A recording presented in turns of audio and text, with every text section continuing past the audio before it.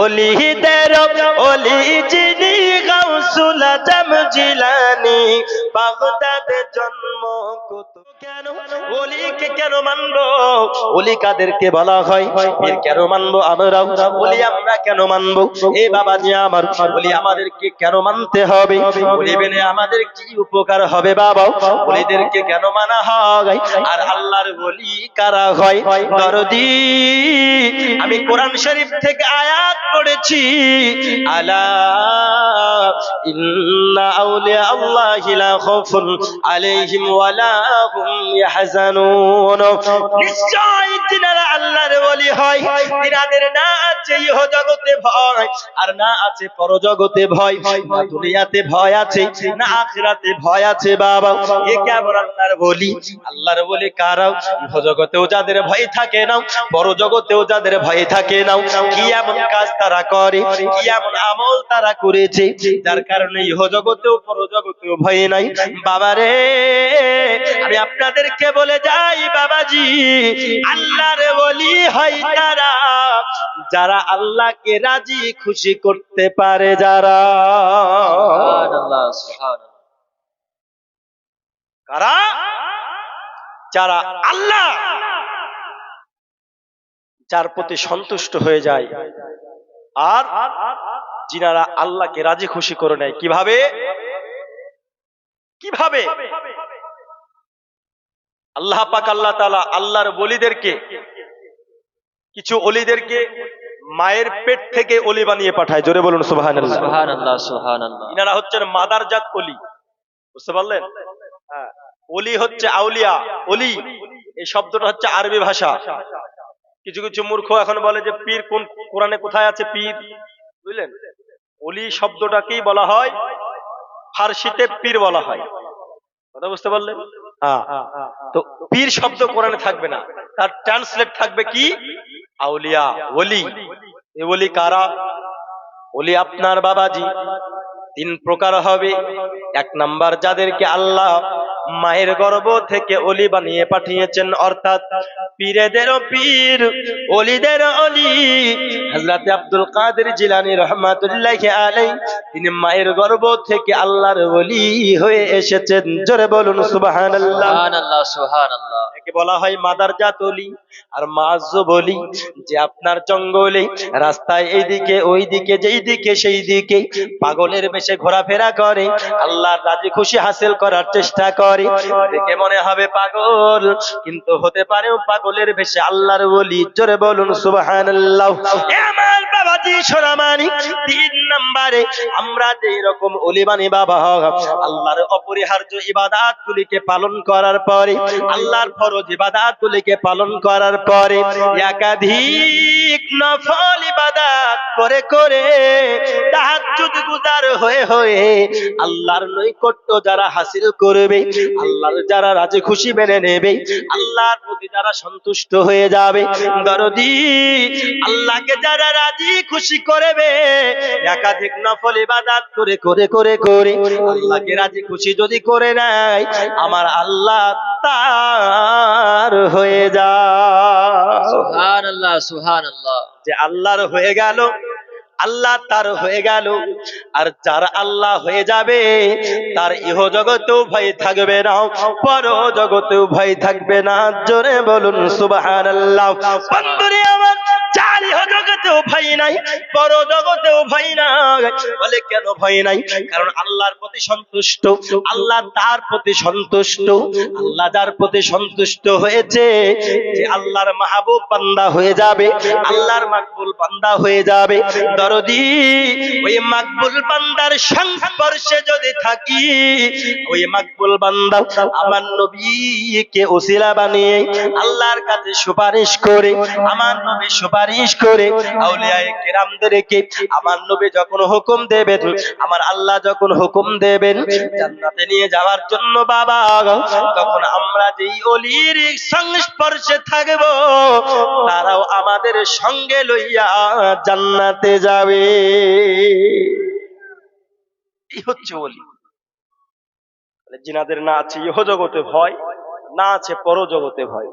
বাবাজি আমার, না আছে ইহ জগতে ভয়, না আছে পরজগতে ভয়, আর যিনাদের ভয় থাকে না তিনারা কি করেন? আল্লাহর ওলি যিনারা আমরা অনুসরণ করে চলি, তিনাদের হাতে বায়াত হওয়া, এই বায়াত হওয়া নতুন কোন সিস্টেম নয়।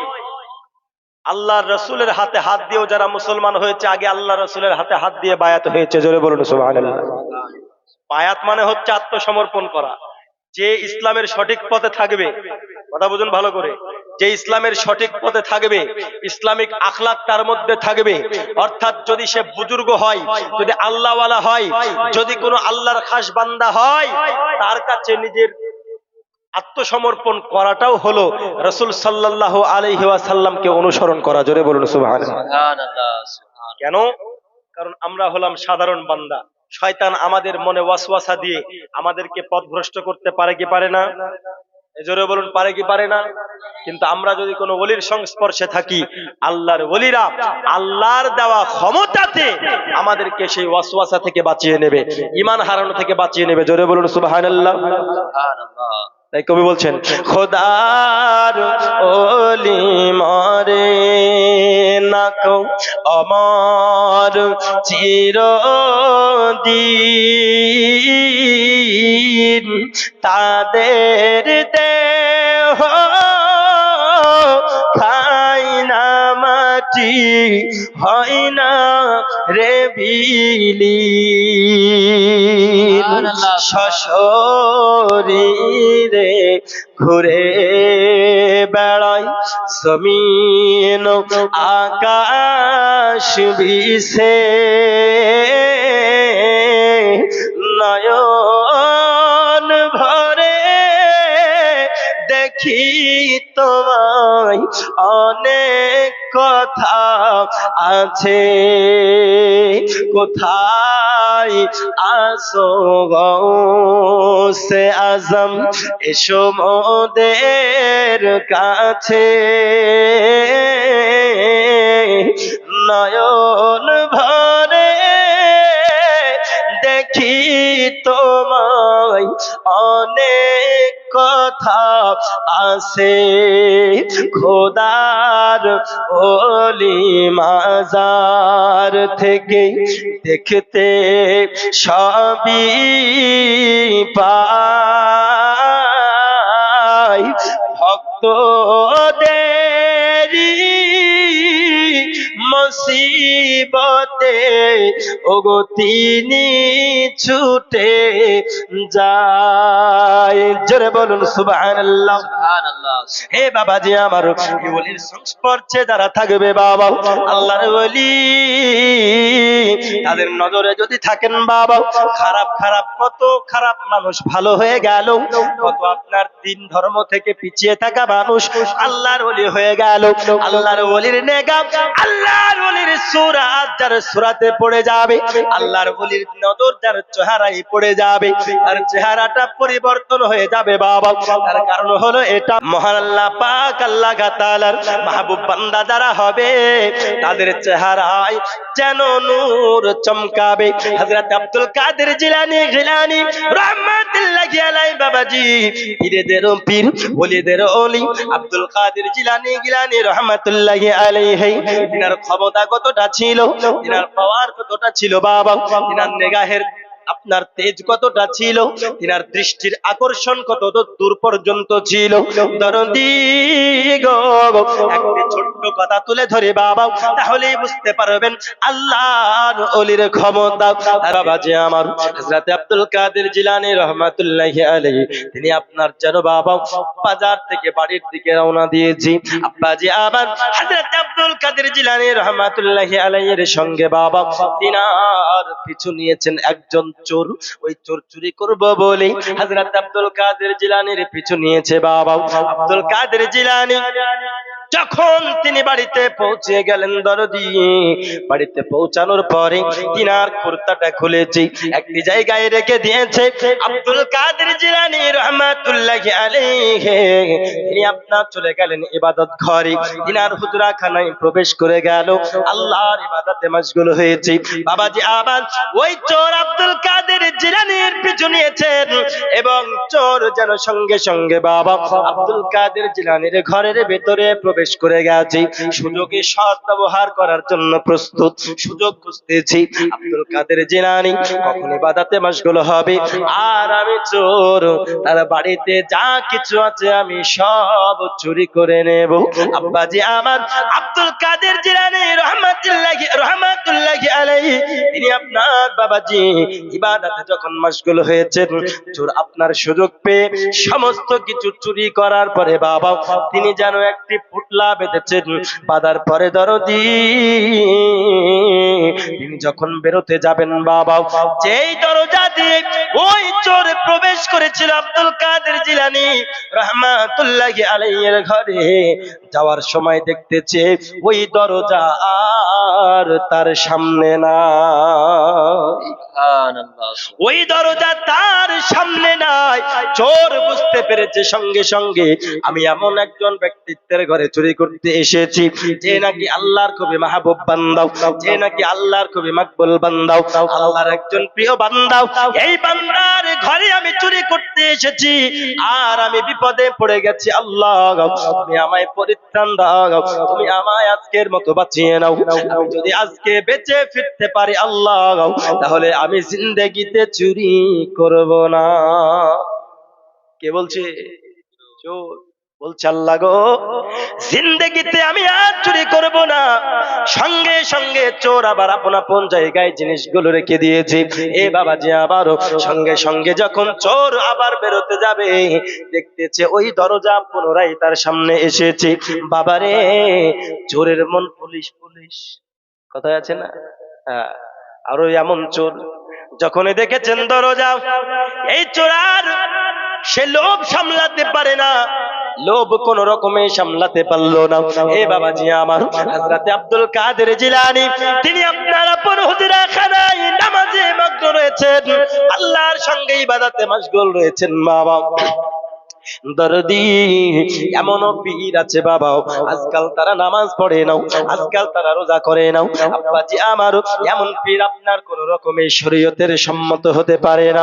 দরদি আবার যেই নামাজ আব্দুল কাদের জিলানীর কাছে শয়তান ফেরেশতার রূপ ধারণ করে এসে বলতেছেন, ওগো আব্দুল কাদের তোমার প্রতি আল্লাহ এত খুশি হয়েছেন, এত খুশি হয়েছেন, তোমার জন্য সমস্ত নামাজ মাফ করে দিয়েছে। আল্লাহ সব নামাজ মাফ করে দিয়েছে। কে বলছে? শয়তান বলছে ফারেস্তার রূপ ধরে এসে, বুঝলেন? তখন হযরত আব্দুল কাদের জিলানী বলতেছে, আমার দুধ তোকে আমি চিনতে পেরেছি, তোকে আমি চিনে নিয়েছি, তুই ফারেস্তার রূপ ধরে আমার ঈমানটাকে ধ্বংস করতে এসেছিস। আমার জগৎ গুরু হাবিবুল্লাহ দোনো জাহানের বাদশা, যার মারফতে আমরা নামাজ পেয়েছি, যার ওসিলায় আমরা নামাজ পেয়েছি, মেরাজের রাত্রিতে যাইয়া আল্লাহর কাছে দোয়া করেছিল, আল্লাহকে বলেছিল মাবুদ আমি তো নবী, তোমার সঙ্গে দিদার করার সৌভাগ্য হলো, ইয়া রাব্বাল আলামিন আমাকে তো তুমি ওয়ামা আরসালনাকা ইল্লা রাহমাতাল লিল আলামিন উম্মতের জন্য দরদী নবী করে পাঠিয়েছো। আল্লাহ গো আমি তোমার সঙ্গে দিদার করার সৌভাগ্য হলো, আমি আমার উম্মতের কথা ভাববো না, এটা আমি নবী হতে পারে না। সুবহানাল্লাহ। ওগো রব্বুল আলামিন আমি আমার উম্মতের জন্য তোমার কাছে সুপারিশ করি গো আল্লাহ, আমার উম্মতেরা কি তোমার সঙ্গে দিদার করার সৌভাগ্য হবে না? ওগো আল্লাহ তোমার সঙ্গে কি আমার উম্মতেরা দিদার করতে পারবে না?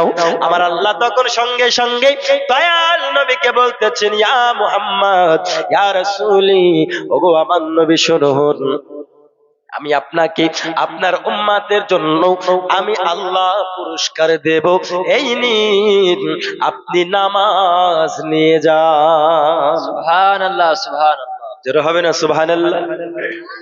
কি দিলেন পুরস্কার? নামাজ। বলে কেন? আসসালাতু মিরাজুল মুমিনিন, নামাজ হলো মুমিনদের জন্য মেরাজ। এই নামাজ উম্মতের জন্য বাবাজি আমার নবী মেরাজ থেকে নিয়ে এসেছেন। হযরত আব্দুল কাদের জিলানী বলতেছে মারদুদ, এ শয়তান তুই আমার ঈমান ধ্বংস করতে এসেছিস।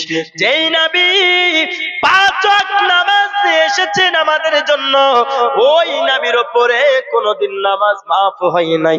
যেই নবীর উপরে আল্লাহ সব থেকে বেশি খুশি আছেন, জোরে বলুন না সুবহানাল্লাহ। সুবহানাল্লাহ, সুবহানাল্লাহ। আমার আল্লাহ সব থেকে কার প্রতি বেশি খুশি? আমার নবীর প্রতি, ঠিক কিনা? কাকে সব থেকে বেশি ভালোবাসেন? জোরে বলুন। নবী। আমার নবীকে। তো যেই নবী, তিনার জন্য শুধু 5 ওয়াক্ত নয়, আমার নবীর জন্য তাহাজ্জুদের নামাজও ফরজ ছিল। নবীর জন্য তাহাজ্জুদের নামাজও ফরজ ছিল। আমরা আদম গুনাহগার, আমাদের জন্য 5 ওয়াক্ত নামাজ ফরজ, কিন্তু আমার নবীর জন্য 6 ওয়াক্ত নামাজ ফরজ ছিল রে বাবা। তাহাজ্জুদের নামাজ সহ ফরজ ছিল। যেই জগৎ গুরু হাবিবুল্লাহ, তিনার জন্য নামাজ মাফ হলো না, আর আমি আব্দুল কাদের, আমার জন্য নামাজ মাফ হয়ে যাবে। যেই বিশ্বনবী হাবিবুল্লাহ, জগৎগুরু দোজাহানের বাদশাহ, তার জন্য নামাজ মাফ হলো না, আল্লাহ তিনাকে এত ভালোবাসেন, আর আমি আব্দুল কাদের, আমার জন্য নামাজ মাফ হয়ে যাবে। শয়তান, তুমি আমার ঈমান ধ্বংস করতে এসেছো, বুঝলেন? ধ্বংস করতে এসেছো। সঙ্গে সঙ্গে লা হাওলা ওয়ালা কুওয়াতা বলে যখন তিনি দোয়াটি পড়লেন, শয়তান সঙ্গে সঙ্গে পালিয়ে গেল। জোরে বলুন সুবহানাল্লাহ। সুবহানাল্লাহ।